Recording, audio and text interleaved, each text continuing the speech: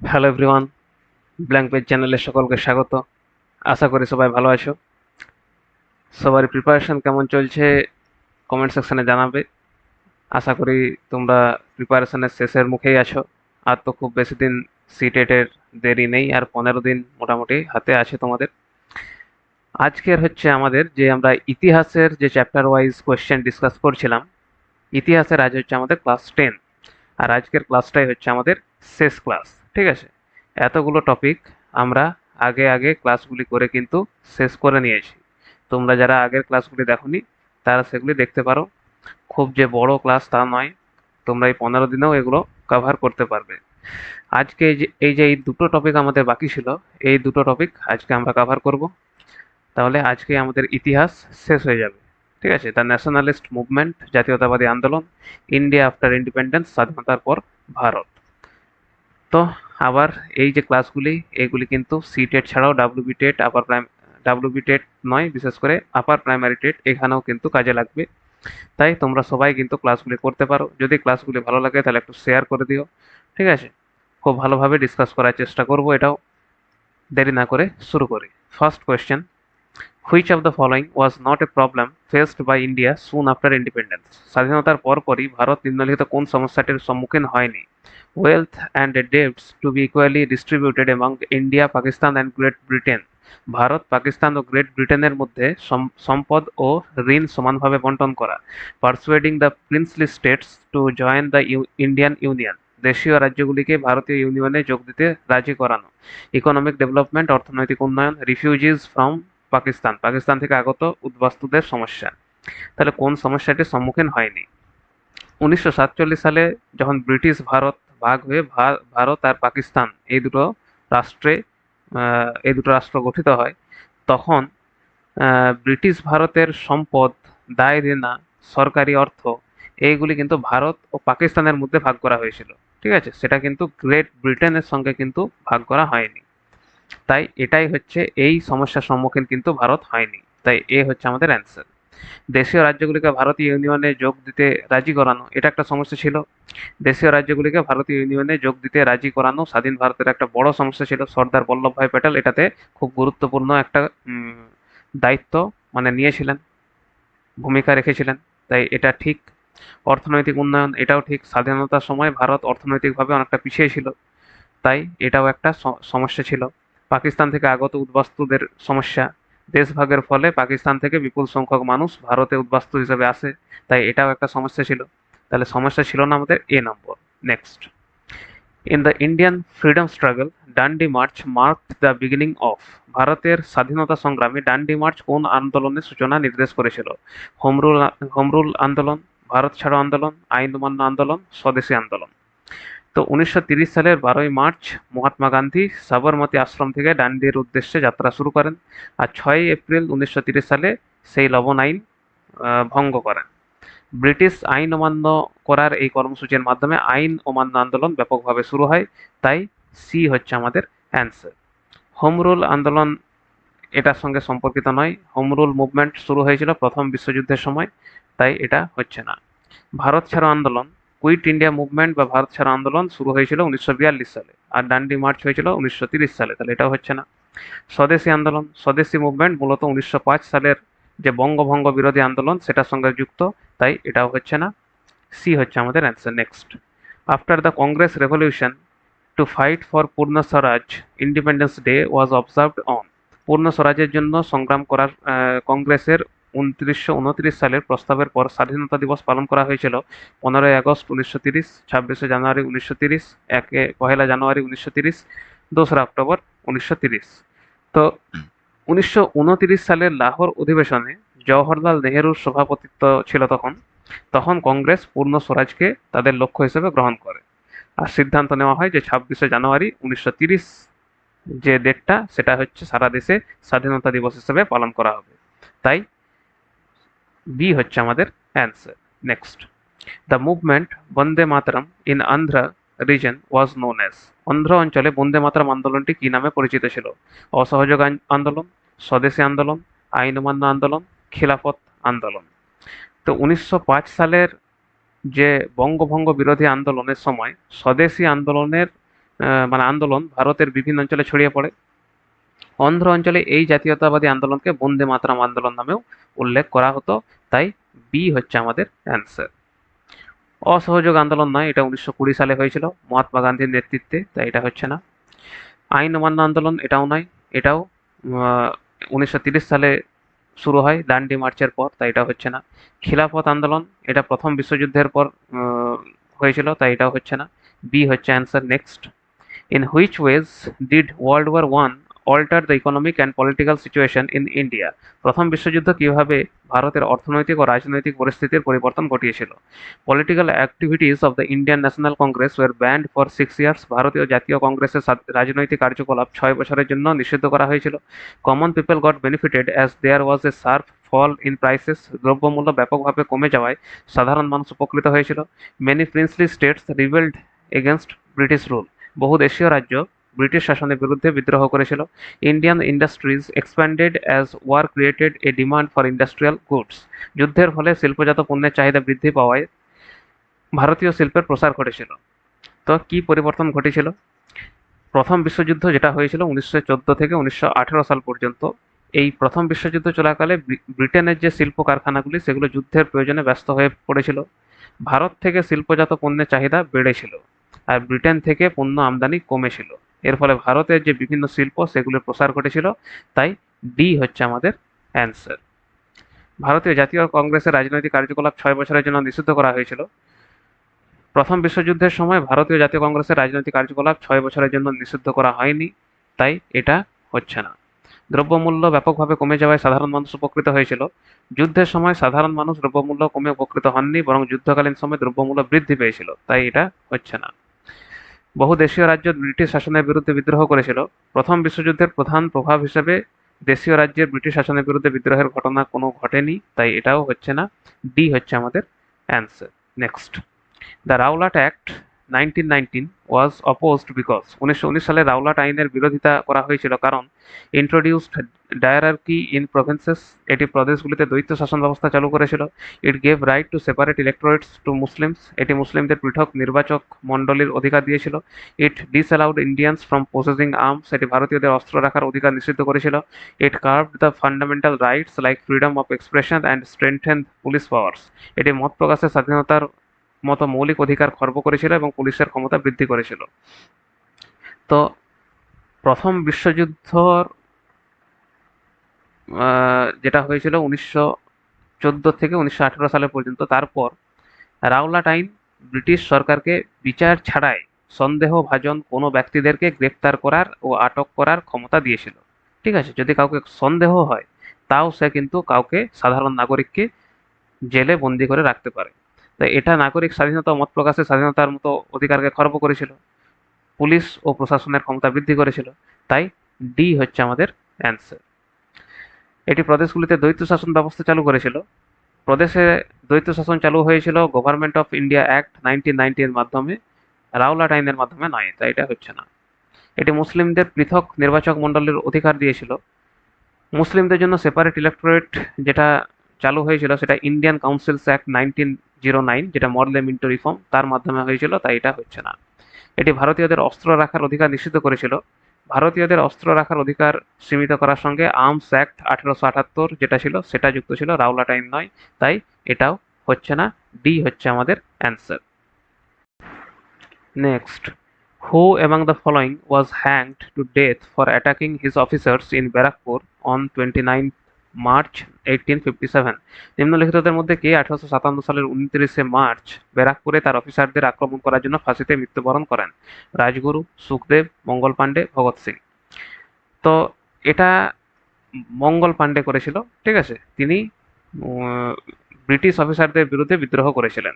ঠিক আছে, পরবর্তীকালে তাকে গ্রেপ্তার করা হয় আর ফাঁসি দেওয়া হয়, তাই সি হচ্ছে আমাদের অ্যান্সার। বাকিরা হচ্ছে না। Next, the Simon commission sent by the British to India in 1927 was opposed because. 1927 সালে ব্রিটিশ সরকার ভারতে যে সাইমন কমিশন পাঠিয়েছিল তার বিরোধিতা করা হয়েছিল, কারণ it had no Indian representative on it, এতে কোনো ভারতীয় প্রতিনিধি ছিল না। It had only English educated Indian representatives, এতে শুধুমাত্র ইংরেজি শিক্ষিত ভারতীয় প্রতিনিধিরা ছিলেন। It had very few Indian representatives as compare to the ব্রিটিশদের তুলনায় এতে খুব কম সংখ্যক ভারতীয় প্রতিনিধি ছিল। It had no Indian women representative, এতে কোনো ভারতীয় মহিলা প্রতিনিধি ছিলেন না। তো সাইমন কমিশন গঠিত হয়েছিল ভারতের যে সাংবিধানিক সংস্কার সেটা পর্যালোচনা করার জন্য, কিন্তু কমিশনের সব সদস্যই ছিল ব্রিটিশ, একজনও ভারতীয় সদস্য ছিলেন না। ঠিক আছে, সেই জন্য এইটাকে মানা হয়নি। আর সাইমন গো ব্যাক বলে স্লোগান সেই সময়তে অনেক জনপ্রিয় হয়েছিল। তাই এই হচ্ছে আমাদের অ্যান্সার, বাকিগুলো হচ্ছে না। Next, match the following, match করতে হবে। একদিকে আছে আন্দোলন, একদিকে আছে সংস্কারক। ব্রাহ্ম সমাজ, ইয়াং বেঙ্গল আন্দোলন, রামকৃষ্ণ মিশন, আলিগড় আন্দোলন, Swami Vivekananda, sir Syed Ahmed Khan, Henry Louis, Vivian Derozio, Keshab Chandra Sen. তো ব্রহ্ম সমাজ এটা কে করেছিল? এটা হচ্ছে কেশবচন্দ্র সেন। তাই এখান থেকে আমাদের যাবে এই দিকে।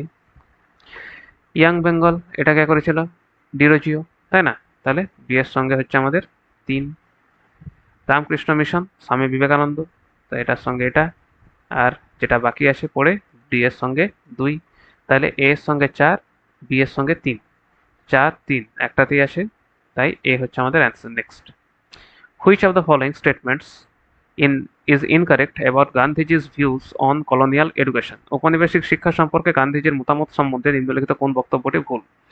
English education focused on oral knowledge rather than reading and writing, ইংরেজি শিক্ষা পড়া ও লেখার পরিবর্তে মৌখিক জ্ঞানের উপর বেশি গুরুত্ব দিত। Education in English distanced Indians from their social surroundings, ইংরেজি শিক্ষা ভারতীয়দের তাদের সামাজিক পরিবেশ থেকে দূরে সরিয়ে দিয়েছিল। Colonial education created a sense of inferiority in the minds of Indians, উপনিবেশিক শিক্ষা ভারতীয়দের মনে হীনমন্যতা সৃষ্টি করেছিল। Western education valued text books rather than life experiences and practical knowledge, পাশ্চাত্য শিক্ষা জীবন অভিজ্ঞতা ও ব্যবহারিক জ্ঞানের পরিবর্তে পাঠ্যপুস্তককে বেশি গুরুত্ব দিত। তো কোনটা গান্ধীজির মতামত, বক্তব্যটি ভুল কোনটা? ইংরেজি শিক্ষা পড়া ও লেখার পরিবর্তে মৌখিক জ্ঞানের উপর বেশি গুরুত্ব দিত, এটাই কিন্তু ঠিক। ঠিক আছে, ইনকারেক্ট বলেছে কোনটা, তো এটাই কিন্তু ভুল। ঠিক আছে, গান্ধীজির মতো উপনিবেশিক বা ইংরেজি শিক্ষা মৌখিক জ্ঞানের উপর গুরুত্ব দিত না, বরং এটি বই পড়া, ঠিক আছে, বা এমনিতে পড়া লেখা আর মুখস্থ নির্ভর শিক্ষার উপর বেশি জোর দিত। তাই এটাই হচ্ছে আমাদের ভুল। ইংরেজি শিক্ষা ভারতীয়দের তাদের সামাজিক পরিবেশ থেকে দূরে সরিয়ে দিয়েছিল। গান্ধীজি মনে করতেন ইংরেজি মাধ্যমে শিক্ষা ভারতীয়দের নিজেদের যে সামাজিক ও সাংস্কৃতিক পরিবেশ সেটা থেকে দূরে সরিয়ে দেয়, তাই এটা ঠিক। ঔপনিবেশিক শিক্ষা ভারতীয়দের মনে হীনমন্যতা সৃষ্টি করেছিল, এটাও ঠিক। পাশ্চাত্য শিক্ষায় জীবন অভিজ্ঞতা ও ব্যবহারিক জ্ঞানের পরিবর্তে পাঠ্যপুস্তককে বেশি গুরুত্ব দিত, এটাও ঠিক। কিন্তু এটা ঠিক নয়, তাই এ হচ্ছে আমাদের answer. Next, consider the following two statements about the changes brought about in the administrative policies of the British government immediately after the revolt of 1857। 1857 সালের বিদ্রোহের পরপরই ব্রিটিশ সরকারের প্রশাসনিক নীতিতে যে পরিবর্তনগুলি আনা হয়েছিল সে সম্পর্কে নিম্নলিখিত দুটি বক্তব্য বিবেচনা করুন। The British Parliament passed a new act in 1858 and transferred all powers of the East India Company to the British Crown. British parliament 1858 সালে একটি নতুন আইন পাস করে ইস্ট ইন্ডিয়া কোম্পানির সমস্ত ক্ষমতা ব্রিটিশ রাজমুকুটের কাছে হস্তান্তর করেছিল। তো এটা তো ঠিক, এটা হয়েছিল, তাই না? তো এটা তো ঠিক। It was decided that the proportion of Indian soldiers in the army would be increased and the number of European soldiers would be decreased. সিদ্ধান্ত নেওয়া হয়েছিল যে সেনাবাহিনীতে ভারতীয় সৈন্যের অনুপাত বাড়ানো হবে এবং ইউরোপীয় সৈন্যের সংখ্যা কমানো হবে। এটা কিন্তু ভুল। 1857-এর যে আমাদের বিদ্রোহ হয়েছিল তারপর ব্রিটিশরা সেনাবাহিনীতে ইউরোপীয় সৈন্যের অনুপাত বাড়িয়েছিল, ভারতীয় সৈন্য কমিয়েছিল। ঠিক আছে, তাই এ ঠিক কিন্তু বি ভুল, তাই সি হচ্ছে আমাদের answer. Next, who among the following was a veteran nationalist leader of the salt satyagraha in South India? নিম্নলিখিতদের মধ্যে কে দক্ষিণ ভারতে লবণ সত্যাগ্রহের একজন প্রবীণ জাতীয়তাবাদী নেতা ছিলেন? মহাত্মা গান্ধী, চক্রবর্তী রাজাগোপালাচারী, সর্দার বল্লভভাই প্যাটেল, পত্তি শ্রীরামুলু। তো চক্রবর্তী রাজাগোপালাচারী দক্ষিণ ভারতে যে লবণ সত্যাগ্রহ এটা পরিচালনা করেন। এটি দক্ষিণ ভারতের লবণ সত্যাগ্রহের একটা গুরুত্বপূর্ণ অংশ ছিল, তাই সি হচ্ছে আমাদের অ্যান্সার। মহাত্মা গান্ধী ইনি গুজরাটে করেছিলেন ডান্ডি মার্চ, তাই এটা হচ্ছে না। সর্দার বল্লভভাই প্যাটেল তিনি ছিলেন না নেতা, আর পট্টি শ্রীরামুলু ইনিও ছিলেন না। তাই বি হচ্ছে answer. Next, read the following statements on emergence of nationalism and choose the correct option. জাতীয়তাবাদের উত্থান সম্পর্কে নিম্নলিখিত বক্তব্যগুলি পড়ে সঠিক বিকল্পটি নির্বাচন করুন। The Indian National Congress was founded in the year 1885। ভারতীয় জাতীয় কংগ্রেস 1885 সালে প্রতিষ্ঠিত হয়েছিল, তো এটা তো ঠিক। The early nationalist leaders were largely from rural and uneducated background. প্রাথমিক জাতীয়তাবাদী নেতারা মূলত গ্রামীণ ও অশিক্ষিত পটভূমি থেকে এসেছিলেন, তো বিটা কিন্তু মিথ্যা। প্রাথমিক জাতীয়তাবাদী নেতারা প্রধানত শিক্ষিত, মধ্যবিত্ত আর পেশাজীবী যে শ্রেণী সেখান থেকে এসেছিলেন, তাই এটা কিন্তু ভুল। এ ঠিক, বি ভুল, তাই এ হচ্ছে আমাদের answer. Next, read the following assertion reason, choose the correct option. তাহলে অ্যাসারশন আর রিজন আমাদেরকে দেখতে হবে। Assertion, both prime minister Jawaharlal Nehru and deputy prime minister Vallabhbhai Patel were against the creating of linguistic states. প্রধানমন্ত্রী জওহরলাল নেহেরু এবং উপপ্রধানমন্ত্রী বল্লভভাই প্যাটেল উভয়েই ভাষাভিত্তিক রাজ্য গঠনের বিরোধী ছিলেন। Reason, State Reorganization Commission recommended in 1956 the redrawing of districts and provisional boundaries to form compact provinces at Assamese, Bengali, Oriya, Tamil, Malayalam, Kannada and Telugu speakers respectively. রাজ্য পুনর্গঠন commission 1956 সালে অসমীয়া, বাংলা, উড়িয়া, তামিল, মালায়ালাম, কন্নড় এবং তেলুগু ভাষী জনগণের জন্য সুসংবদ্ধ প্রদেশ গঠনের উদ্দেশ্যে জেলা ও অস্থায়ী সীমানা পুনর্নির্ধারণের সুপারিশ করেছিল। তো এ যেটা, এটা কিন্তু এসারশন যেটা, এটা কিন্তু ঠিক, তাই না? জওহরলাল নেহেরু আর বল্লভভাই প্যাটেল এরা দুজনেই কিন্তু এই যে ভাষাভিত্তিক রাজ্য গঠন এটার বিরোধিতা করেছিলেন, তাই এটা ঠিক। কিন্তু রাজ্য পুনর্গঠন কমিশন 1956 সালে অসমীয়া, বাংলা সুসংবদ্ধ প্রদেশ গঠনের উদ্দেশ্যে জেলা সুপারিশ করে, এটাও কিন্তু ঠিক। স্টেট রিঅর্গানাইজেশন কমিশনের সুপারিশের ভিত্তিতে 1956 সালে ভাষাভিত্তিক রাজ্য পুনর্গঠনের প্রক্রিয়া কার্যকর হয়, তাই এটাও ঠিক। কিন্তু এই যে রিজন, এইটা এ কে ঠিকঠাক ব্যাখ্যা কিন্তু করছে না, ঠিক আছে? এই রিজন পরে যে রাজ্য পুনর্গঠনের যে ব্যাপারটা সেটা বলছে, আর এতে আছে যে তাদের প্রাথমিক যে অবস্থান, ঠিক আছে? প্রথমে এরা বিরোধিতা করেছিল, কিন্তু পরে সে একটা প্রোটেস্ট হয়েছিল, যাতে সে একজন মারা গেছিল, সেই নামটা এখন মনে পড়ছে না। তো তার ফলে অন্ধ্রপ্রদেশ আমাদের গড়ে ওঠে ভাষাভিত্তিক প্রথম রাজ্য, ঠিক আছে? তাই এটাও ঠিক, এটাও ঠিক, কিন্তু আর এ কে ঠিকঠাক এক্সপ্লেন করছে না, তাই বি হচ্ছে আমাদের answer. Next, read statements A and R, assertion reason আবার আছে। The moderates of India's nationalist movement wanted civil service examinations to be conducted in both India and Britain. ভারতের জাতীয়তাবাদী আন্দোলনের নরমপন্থীরা চেয়েছিলেন সিভিল সার্ভিস পরীক্ষা ভারত ও ব্রিটেন উভয় স্থানেই অনুষ্ঠিত হোক। Reason, they wanted people from a few social groups to be given opportunities in the British administration. তারা চেয়েছিলেন যে কয়েকটি নির্দিষ্ট সামাজিক গোষ্ঠীর মানুষকে ব্রিটিশ প্রশাসনে সুযোগ দেওয়া হোক। তো এ কিন্তু ঠিক।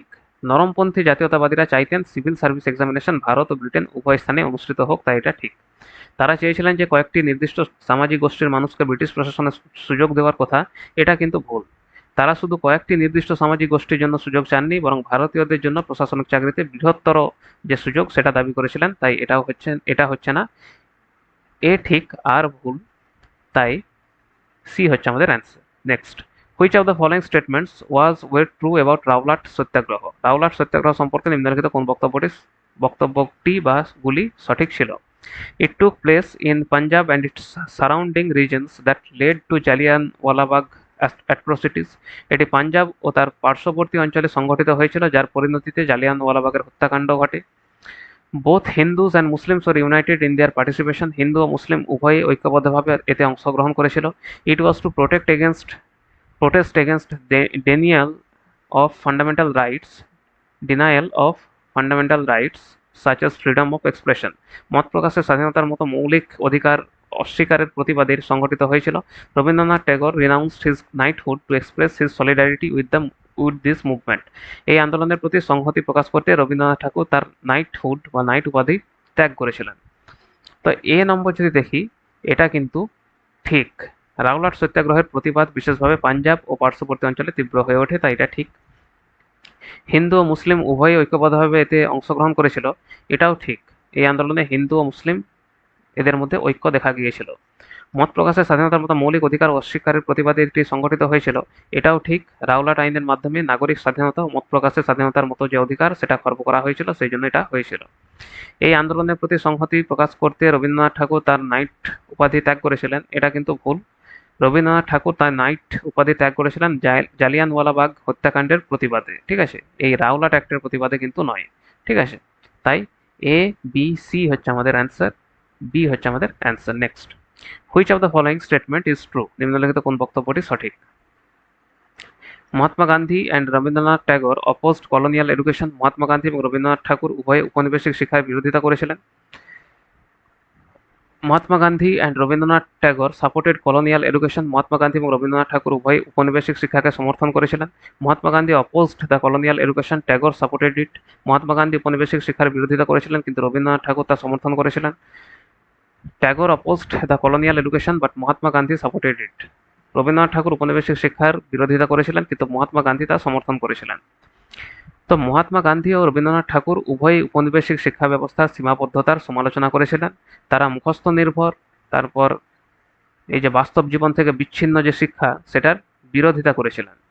গান্ধীজি নৈ তালিম বা কর্মভিত্তিক শিক্ষার উপর গুরুত্ব দিয়েছিলেন, আমরা সবাই পেডাগজিতে পড়েছি। আর রবীন্দ্রনাথ প্রকৃতির সঙ্গে সম্পর্ক রেখে ক্রিয়েটিভিটির সঙ্গে স্বাধীনতার সঙ্গে যেন শিক্ষা দেওয়া হয় সেটার উপর গুরুত্ব দিয়েছিলেন। তাই এ হচ্ছে আমাদের অ্যান্সার, দুজনেই কিন্তু বিরোধিতা করেছিলেন, বাকিগুলো হচ্ছে না, ঠিক আছে। নেক্সট, the book poverty and unBritish rule in India was written by, poverty and unBritish rule in India বইটি কে লিখেছিলেন? এটা অনেকবার আসে আর আমরা সবাই জানি যে এটা লিখেছিলেন দাদাভাই নৌরোজি, ডি হচ্ছে আমাদের অ্যান্সার। বইটিতে তিনি ব্রিটিশ শাসনের যে ড্রেন অফ ওয়েলথ এই থিওরি ব্যাখ্যা করেন, কিভাবে ব্রিটিশরা ভারত থেকে আমাদের যে মূলধন সেটাকে নিয়ে যাচ্ছে, ঠিক আছে। হিউম কে ছিল? ইনি ইন্ডিয়ান ন্যাশনাল কংগ্রেস প্রতিষ্ঠার সঙ্গে যুক্ত ছিলেন, তাই এটা হচ্ছে না। বদরউদ্দিন তাবজি কংগ্রেসের প্রাথমিক যুগের নেতা ও সভাপতি ছিলেন, তাই এটা হচ্ছে না। রমেশচন্দ্র দত্ত ইনি অর্থনৈতিক ইতিহাস ও ব্রিটিশ শাসনের অর্থনৈতিক প্রভাব নিয়ে লিখেছিলেন, তাই এটাও হচ্ছে না। ডি হচ্ছে আমাদের answer. Next, statements from which countries were part of the non alignment movement, কোন কোন দেশের রাষ্ট্রনায়করা জোট নিরপেক্ষ আন্দোলনের অংশ নিয়েছিলেন? ভারত, যুগোস্লোভিয়া, ইন্দোনেশিয়া, ঘানা, মিশর। Bharat, America, Britain, France, Spain. Bharat, Russia, Poland, Hungary, Romania. Bharat, Pakistan, Bangladesh, Sri Lanka, চীন। তো জোট নিরপেক্ষ আন্দোলনের প্রধান প্রতিষ্ঠাতা যে নেতারা ছিলেন তাদের মধ্যে ছিল আমাদের জওহরলাল নেহেরু, তিনি ভারত থেকে, ঠিক আছে। তারপর টিটো বলে একজন ছিলেন, তিনি যুগোস্লোভিয়া থেকে। সুকর্ণ বলে একজন ছিলেন, তিনি ইন্দোনেশিয়া থেকে। নক্রুমা বলে একজন ছিলেন, তিনি ঘানা থেকে। নাসের বলে একজন ছিলেন, তিনি মিশর থেকে। তাহলে এখানে আমাদের অ্যান্সার হচ্ছে এ, ভারত, যুগোস্লোভিয়া, ইন্দোনেশিয়া, ঘানা, মিশর। Next, the Ilbert bill was opposed in 1883 because, 1883 সালে ইলবার্ট বিলের বিরোধিতা করা হয়েছিল কারণ Indians opposed the bill as it gave a free hand to the British government to have trials of Indians without evidence. ভারতীয়রা বিলটির বিরোধিতা করেছিল কারণ এটি ব্রিটিশ সরকারকে প্রমাণ ছাড়াই ভারতীয়দের বিচার করার অবাধ সুযোগ দিয়েছিল। Britishers opposed the bill as Indians could take up trial of British or European people. ব্রিটিশরা বিলটির বিরোধিতা করেছিল কারণ এর ফলে ভারতীয়রা ব্রিটিশ বা ইউরোপীয় ব্যক্তিদের বিচার করতে পারত। The bill sought equality between British and Indian judges. বিলটি ব্রিটিশ ও ভারতীয় বিচারকদের মধ্যে সমতা প্রতিষ্ঠার চেষ্টা করেছিল। The bill was racist towards Indian people. বিলটি ভারতীয় জনগণের প্রতি বর্ণবাদী ছিল। তো ইলবার্ট বিল বিরোধিতা করা হয়েছিল কেন? তো ভারতীয়রা বিলটির বিরোধিতা করেছিল কারণ এটি ব্রিটিশ সরকারকে প্রমাণ ছাড়াই ভারতীয়দের বিচার করার অবাধ সুযোগ দিয়েছিল, এটা কিন্তু নয়। ইলবার্ট বিলের সঙ্গে এটা সম্পর্ক নেই, তাই এটা হচ্ছে না। ব্রিটিশরা বিলটির বিরোধিতা করেছিল কারণ এর ফলে ভারতীয়রা ব্রিটিশ বা ইউরোপীয় ব্যক্তিদের বিচার করতে পারত, এটা কিন্তু ঠিক। বিলটি ব্রিটিশ ও ভারতীয় বিচারকদের মধ্যে সমতা প্রতিষ্ঠার চেষ্টা করেছিল, এটাও ঠিক। বিলটি ভারতীয় জনগণের প্রতি বর্ণবাদী ছিল, এটা নয়। বিলটি ভারতীয়দের প্রতি বর্ণবাদী ছিল না, বরং বৈষম্য দূর করার চেষ্টা করেছিল, তাই এটা হচ্ছে না। বি আর সি হচ্ছে আমাদের অ্যান্সার, বি হচ্ছে অ্যান্সার। নেক্সট, তাহলে স্টেটমেন্টস আছে। খিলাফত আন্দোলনের প্রসঙ্গে দুটো স্টেটমেন্ট আছে। In 1920, the British imposed a harsh treaty on the Turkish Sultan Khalifa. 1920 সালে ব্রিটিশরা তুর্কি সুলতানের ওপর একটি কঠোর চুক্তি চাপিয়ে দিয়েছিল। Indian Muslims were keen that the Khalifa was allowed to retain control over Muslim sacred places in the erstwhile Ottoman Empire. ভারতীয় মুসলিমরা চেয়েছিলেন যে প্রাক্তন উসমানীয় সাম্রাজ্যের মুসলিমদের পবিত্র স্থানগুলির উপর খলিফার নিয়ন্ত্রণ বজায় থাকুক। তো কোনটা ঠিক কোনটা ভুল? এটা কিন্তু আমাদের ঠিক। 1920 সালে তুরস্কের যে সুলতান তথা খলিফার উপর কঠোর ট্রিটি অফ সেভার্স এটা চাপিয়ে দেওয়া হয়েছিল, তাই এটা ঠিক। বিও কিন্তু ঠিক। ভারতীয় মুসলমানরা চেয়েছিলেন যে খলিফা মুসলিমদের যে পবিত্র স্থানগুলি তার উপর নিয়ন্ত্রণ বজায় রাখুক, তাই এ বি দুটোই কিন্তু ঠিক। Both A and B are true. C হচ্ছে আমাদের অ্যান্সার, এটা নয় এটা। নেক্সট, নিম্নলিখিত বক্তব্যগুলি পড়ে সঠিক বিকল্পটি নির্বাচন করুন। Assertion, reason. As the indigo trade grew, commercial agents and officials of the company began investing in indigo production. নীলের বাণিজ্য বৃদ্ধি পাওয়ার সঙ্গে সঙ্গে কোম্পানির বাণিজ্যিক এজেন্ট ও কর্মকর্তারা নীল উৎপাদনে বিনিয়োগ করতে শুরু করেন। Reason, attracted by the prospect of high profits, numerous Scotsmen and Englishmen came to India and became planters. উচ্চ মুনাফার সম্ভাবনায় আকৃষ্ট হয়ে বহু স্কটিশ ও ইংরেজ ভারতে এসে নীলকর বা প্লান্টার হয়ে উঠেছিল। তো এ কিন্তু যেটা সেটা কিন্তু ঠিক। নীলের ব্যবসা লাভজনক হয়ে ওঠার সঙ্গে সঙ্গে কোম্পানির যে বাণিজ্যিক এজেন্ট ও কর্মকর্তারা নীল উৎপাদনে বিনিয়োগ করতে শুরু করে। আর যদি দেখি এটাও কিন্তু ঠিক। উচ্চ মুনাফার আশায় বহু স্কটিশ ও ইংরেজ ব্যক্তি ভারতে এসে নীলকর বা প্লান্টার হয়েছিলেন, তাই এটাও ঠিক। আর এটা কিন্তু ঠিকঠাক ব্যাখ্যাও করছে। নীল চাষে বিপুল লাভের সম্ভাবনায় ইউরোপীয় বণিক, কোম্পানির সঙ্গে যুক্ত যারা ব্যক্তি সবাই কিন্তু এই ব্যবসায় আকৃষ্ট হয়েছিল, তাই দুটোই ঠিক আর ঠিকঠাক এক্সপ্লেনও করছে। ডি হচ্ছে আমাদের answer. Next, assertion, reason. Assertion বলছে Dadabhai Naoroji, one of the great leaders of Indian National Congress, never became the president. ভারতীয় জাতীয় কংগ্রেসের অন্যতম মহান নেতা দাদাভাই নৌরোজি কখনো কংগ্রেসের সভাপতি হননি। He was a businessman and publicist settled in London and for some time a member of the British parliament. তিনি লন্ডনে বসবাসকারী একজন ব্যবসায়ী ও প্রচারক ছিলেন এবং কিছু সময়ের জন্য ব্রিটিশ পার্লামেন্টের সদস্যও ছিলেন। তো এ কিন্তু আমাদের ভুল। দাদাভাই নৌরোজি ইন্ডিয়ান ন্যাশনাল কংগ্রেসের সভাপতি হয়েছিলেন, ঠিক আছে, তিনি 3বার কংগ্রেসের সভাপতি হয়েছিলেন, তাই এটা হচ্ছে না। এটা কিন্তু ঠিক, তিনি একজন ব্যবসায়ী ও জননেতা ছিলেন, লন্ডনে বসবাস করেছিলেন, ব্রিটিশ পার্লামেন্টের সদস্যও হয়েছিলেন, তাই এ ভুল, বি ঠিক। A is false but R is true. C হচ্ছে আমাদের answer. Next, which one of the following is not true regarding Hindustan Socialist Republican Association. Hindustan Socialist Republican Association সম্পর্কে নিম্নলিখিত কোনটি সত্য নয়? It was founded in 1928 at Feroz Shah Kotla in Delhi. এটি 1928 সালে দিল্লির ফিরোজ শাহ কোটলায় প্রতিষ্ঠিত হয়েছিল। এটা কিন্তু ঠিক, তাই না? এত সালে আর দিল্লিতেই কিন্তু হয়েছিল। It was founded in 1928 at Amritsar in Punjab. এটি 1928 সালের পাঞ্জাবের অমৃতসরে প্রতিষ্ঠিত হয়েছিল। এটা কিন্তু নয়, তাই না? এটা তো আমরা পড়লাম একটু আগেই যে এটা যে দিল্লির ফিরোজ শাহতে হয়েছিল, তাই এটাই হচ্ছে আমাদের অ্যান্সার, কারণ কোনটি সত্য নয় বলেছে। এইচএসআর-এর সদস্যরা স্যান্ডার্স নামে একজন পুলিশ অফিসারকে হত্যা করেছিলেন, এটাও কিন্তু ঠিক। ভগৎ সিং এবং তার সহযোদ্ধারা এই সংগঠনটি প্রতিষ্ঠা করেছিলেন, এটাও কিন্তু ঠিক, তাই না? তাহলে ভুল কোনটা বার করতে বলেছে, তাই বি হচ্ছে আমাদের answer. Next, The Indian National Congress in the early years raised a number of economic issues against the British. Choose the correct option. প্রথম দিকের বছরগুলিতে ভারতীয় জাতীয় কংগ্রেস ব্রিটিশদের বিরুদ্ধে বেশ কিছু অর্থনৈতিক বিষয় উত্থাপন করেছিল। সঠিক বিকল্পটি নির্বাচন করুন। The Congress declared that the British rule had led to poverty and famines. Congress ঘোষণা করেছিল যে ব্রিটিশ শাসনের ফলে দারিদ্র ও দুর্ভিক্ষ দেখা দিয়েছে। It demanded reduction of revenue and cut in military expenditure. Congress রাজস্ব হ্রাস এবং সামরিক ব্যয় কমানোর দাবি করেছিল। Congress demanded more funds for irrigation. Congress সেচের জন্য আরও অর্থ বরাদ্দের দাবি করেছিল। It raised the voice against entertainment tax. Congress বিনোদন করের বিরুদ্ধে আওয়াজ তুলেছিল। তো 1 নম্বরটা ঠিক। প্রাথমিক কংগ্রেস ব্রিটিশ শাসনকে ভারতের দারিদ্র্য ও দুর্ভিক্ষের অন্যতম কারণ হিসেবে তুলে ধরেছিল, তাই এটা ঠিক। কংগ্রেস রাজস্ব হ্রাস ও সামরিক ব্যয় কমানোর দাবি করেছিল, এটাও ঠিক। ভূমি রাজস্বের বোঝা কমানো এবং অতিরিক্ত সামরিক ব্যয় হ্রাসের দাবি করা হয়েছিল। কংগ্রেস সেচের জন্য আরও অর্থ বরাদ্দের দাবি করেছিল, এটাও ঠিক। কিন্তু বিনোদন করের বিরুদ্ধে আওয়াজ তোলা হয়নি, তাই 1, 2, 3 হচ্ছে আমাদের ঠিক। সি হচ্ছে আমাদের answer. Next, the category erstwhile princely states was applicable. প্রাক্তন দেশীয় রাজ্য শ্রেণীটি প্রযোজ্য ছিল at the time of independence around 1947-48 only. শুধুমাত্র 1947-48 সালে স্বাধীনতার সময়।